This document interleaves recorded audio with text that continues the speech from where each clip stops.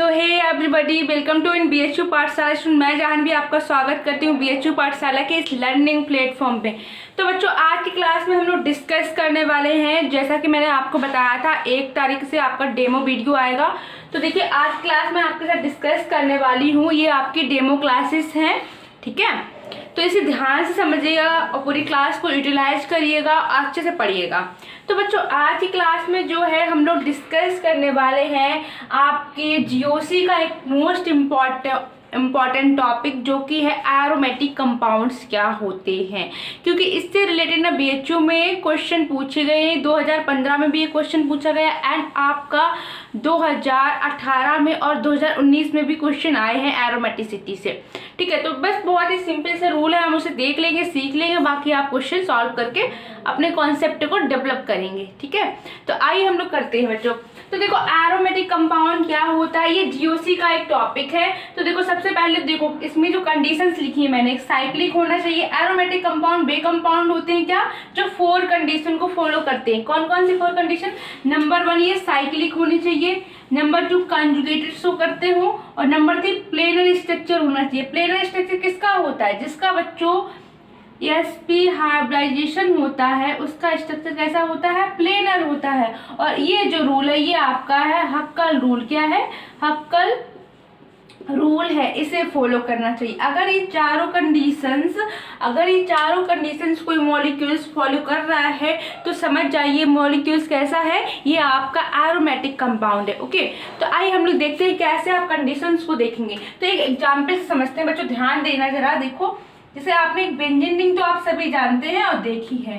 तो देखो, बेंजीन का स्ट्रक्चर इसी प्रकार से होता है। अब हम चलो देखते हैं कि बेंजीन रिंग क्या एरोमेटिक कंपाउंड है या नहीं है।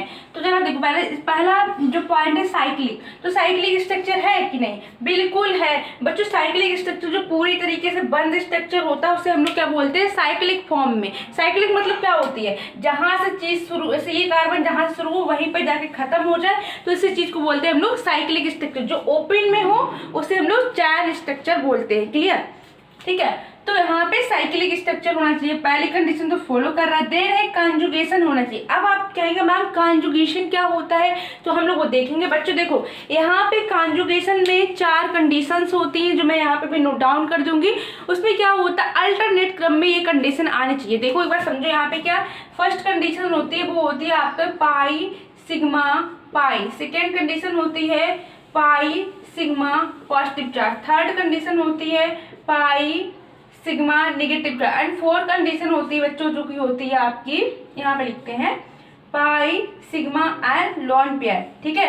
तो ये आपकी 4 कंडीशंस होती हैं, जिन्हें ये फॉलो करेगा तो वो कंजुगेशन शो करता है। इनमें से कोई एक फॉलो करे, ठीक है, इनमें से कोई भी फॉलो करे तो वो कंजुगेशन होगा। तो देखो कैसे हो, कैसे फॉलो करता है हम लोग देखते हैं इसमें। देखो बच्चों, यहाँ पे क्या है, एक ये बॉन्ड एक ये बॉन्ड, डबल बॉन्ड है ना। तो एक चीज ध्यान दो, डबल बॉन्ड में ना एक पाई होता है और एक सिग्मा बॉन्ड होता है, ठीक है। और वही अब ट्रिपल बॉन्ड की बात करें तो उसमें क्या होता है बच्चों, पाई पाई और ये सिग्मा, मतलब 2 पाई 1 सिग्मा। और जो सिंगल बॉन्ड होता है उसमें ओनली सिग्मा बॉन्ड प्रेजेंट होता है। तो इस चीज को कंफ्यूज मत होइएगा। तो यहाँ पे देखो डबल बॉन्ड है ना, तो क्या होगा बच्चों, एक पाई बॉन्ड होगा और ये नीचे वाला सिग्मा, और फिर ये वाला सिंगल है तो ये सिग्मा बॉन्ड, ये डबल है तो ये पाई बॉन्ड, और फिर ये सिंगल है तो ये सिग्मा बॉन्ड, ये डबल तो पाई ये सिग्मा। तो देखो यहाँ पे जो बॉन्ड आ रहे हैं वो अल्टरनेट क्रम में आ रहे हैं ना, इस चीज को ध्यान दीजिएगा। Pi sigma pi sigma pi sigma, जब एक अल्टरनेट क्रम में आ रहे हैं pi sigma pi sigma pi sigma, कौन सी कंडीशन फॉलो कर रहे हैं? Pi sigma pi. तो अगर ये कंडीशन फॉलो कर रहे हैं, इट्स मीन ये क्या होगा बच्चों, ये कंजुगेशन शो करेगा, ठीक है। इस चीज को क्लियरिटी हुई। आगे देखते हैं प्लेनर। प्लेनर मतलब है कि आपका स्ट्रक्चर कैसा होना चाहिए? प्लेनर मतलब है आपका स्ट्रक्चर में जो हाइब्रिडाइजेशन आए वो क्या हो, sp2 हाइब्रिडाइजेशन होना चाहिए। तो sp2 हाइब्रिडाइजेशन कैसे आपको पता चलेगा कौन से कंपाउंड sp2 हाइब्रिडाइजेशन शो कर रहा है? तो जरा ध्यान देना। देखो, हाइब्रिडाइजेशन कैलकुलेट करने में हम लोग ओनली सिग्मा बॉन्ड को ही काउंट करते हैं, ठीक है। किसको काउंट करते हैं, ओनली सिग्मा बॉन्ड को काउंट करते हैं। तो देखो यहाँ पे जरा कि जैसे ये वाला बॉन्ड है ना, ये कार्बन, इसका देखते हैं हाइब्रिडाइजेशन। तो देखो बच्चों यहाँ पे सिग्मा बॉन्ड देखो, कार्बन की वैलेंसी कितनी होती है पहले तो बताओ, कितनी होती है, आप सभी को पता होगा 4 होती है ना बच्चों। तो यहाँ पे जरा देखो ये 1 बॉन्ड 2 3 बॉन्ड तो ऑलरेडी प्रेजेंट है कार्बन के साथ, लेकिन कितनी होनी चाहिए 4। तो एक यहाँ से हम लोग क्या करते हैं, हाइड्रोजन ऐड कर देते हैं, ठीक है। अब इसमें काउंट करो सिग्मा बॉन्ड कितने होंगे इस कार्बन के चारों तरफ। तो एक तो ये सिग्मा है और ये डबल बॉन्ड, तो इसमें एक पाई एक सिग्मा होगा और एक ये सिग्मा। तो कार्बन के साथ सिग्मा बॉन्ड कितने हैं, तो देखो जरा 1 सिग्मा 2 सिग्मा एंड 3 सिग्मा इसी कार्बन के साथ देख रहे हैं। तो 1 2 3 मतलब इस वाले कार्बन का हाइब्रिडाइजेशन क्या होगा, sp2। 3 सिग्मा में 1 s 2 p। तो इसी तरह आप सारे का निकालेंगे तो यही आएगा sp2। जब आपका मॉलिक्यूल्स sp2 हाइब्रिडाइजेशन शो कर रहा है, इट्स मीन ये प्लेनर स्ट्रक्चर है। तीसरी कंडीशन भी फॉलो कर रहा है। अब आपकी बात आई fourth condition, it's most important condition. बच्चों अगर मे भी आप मतलब आप इनमें कंफ्यूज होते हैं, ये नहीं निकाल पाते हैं तो भी चलेगा, लेकिन इसको निकालना मस्ट है, ठीक है। तो जरा देखो इसमें क्या होता है, देखो जरा ध्यान समझना। जैसे यहाँ पे कितने बॉन्ड है, पाई बॉन्ड देखो पहले यहाँ पे 1 पाई बॉन्ड 2 पाई बॉन्ड 3 पाई। डबल बॉन्ड जहाँ होते हैं वही तो पाई बॉन्ड होता है, डबल बॉन्ड हो या ट्रिपल बॉन्ड हो। तो डबल बॉन्ड में कितना पाई बॉन्ड होता है, 1 पाई बॉन्ड। एक डबल बॉन्ड में 1 पाई बॉन्ड होता है। तो यहाँ पे कितने डबल बॉन्ड है, 1 2 3, कितने हुए 3 पाई बॉन्ड। कितने बच्चे हुए 3 पाई बॉन्ड। तो बच्चों अब बताओ जरा कि एक बॉन्ड बनने में कितने इलेक्ट्रॉन पार्टिसिपेट करते हैं। तो आप लोगों को पता होगा कि एक बॉन्ड बनने में ना क्या होता है, एक बॉन्ड बनने में 2 इलेक्ट्रॉन पार्टिसिपेट करते हैं। अब जब 2 इलेक्ट्रॉन एक बॉन्ड बनने में पार्टिसिपेट करेंगे तो बताओ 3 बॉन्ड बनने में कितने इलेक्ट्रॉन पार्टिसिपेट करेंगे, 6 इलेक्ट्रॉन करेंगे ना, 6 पाई इलेक्ट्रॉन पार्टिसिपेट करेंगे 3 बॉन्ड बनने में। इतनी चीज क्लियर हुई। आगे चलते हैं हम लोग, इसे नोट डाउन करिएगा। तो देखो ये मैं हटा देती हूँ, यहाँ पे आपको लिख के दिखाती हूँ क्या है। 6 बॉन्ड आए ना बच्चों।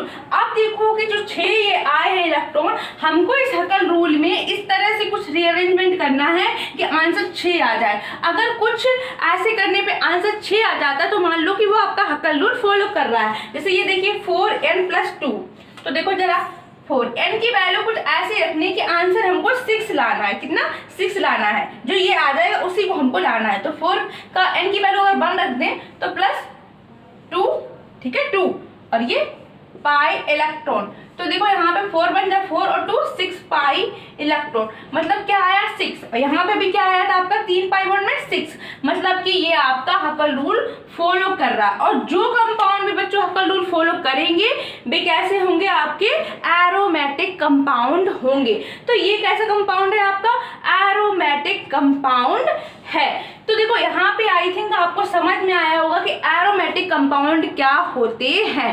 अब देखते हैं एंटी एरोमेटिक कंपाउंड क्या होता है। तो ध्यान देना, मैं पूरी चीज आपको डिस्कस कर चुकी हूँ, यहाँ पे बस तो एंटी एरोमेटिक कंपाउंड क्या होते हैं, ये साइक्लिक होते हैं। सेम कंडीशन एरोमेटिक एसिड, दूसरी कंडीशन कॉन्जुगेशन शो करते हैं, सेम कंडीशन। तीसरी कंडीशन प्लेनर स्ट्रक्चर होता है तो सेम।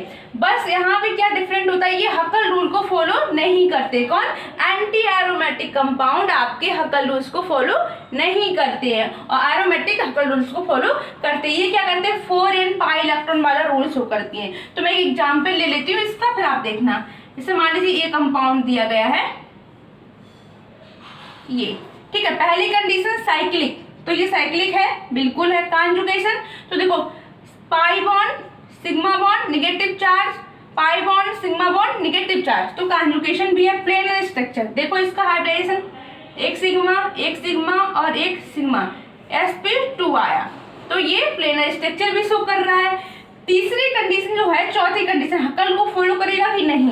तो देखो बच्चों, जब आप एक चीज ध्यान रखना, जब हम लोग ये बॉन्ड का जो इलेक्ट्रॉन काउंट करते हैं ना, तो उसमें प्लस चार्ज वाले मॉलिक्यूल्स को काउंट नहीं करते, मगर निगेटिव वाले को भी करते हैं और पाई बॉन्ड को काउंट करते हैं, ठीक है। क्योंकि एक निगेटिव जो बॉन्ड होता है ना, उसमें 2 इलेक्ट्रॉन प्रेजेंट होते हैं। तो यहाँ पे कितने, एक पाई बॉन्ड है एक निगेटिव, मतलब यहाँ पे एक पाई बॉन्ड में कितने इलेक्ट्रॉन हुए होंगे, 2 इलेक्ट्रॉन है ना। और यहाँ पे भी 2 इलेक्ट्रॉन है, एक निगेटिव चार्ज में 2 इलेक्ट्रॉन होते हैं, मतलब कितने हुए, 4 इलेक्ट्रॉन हुए पूरे। कितने हुए, 4 इलेक्ट्रॉन, 4 पाई इलेक्ट्रॉन ये बोलेंगे।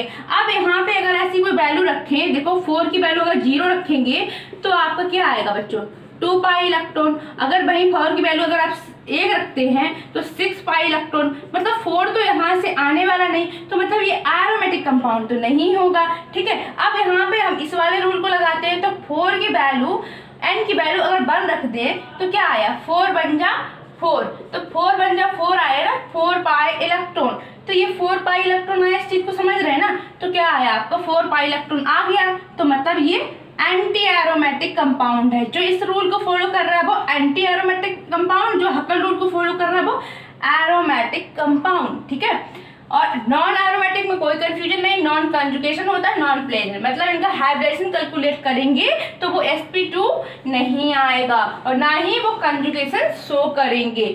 तो ये कुछ कंडीशंस थी जिनसे आपका aromatic, anti aromatic, non aromatic हमने डिस्कस करा है। आई होप आपको समझ में आया हो। अगर आपको वीडियो अच्छा लगा तो वीडियो को लाइक करिए, चैनल को सब्सक्राइब करिए और बेल आइकन को जरूर प्रेस करिएगा।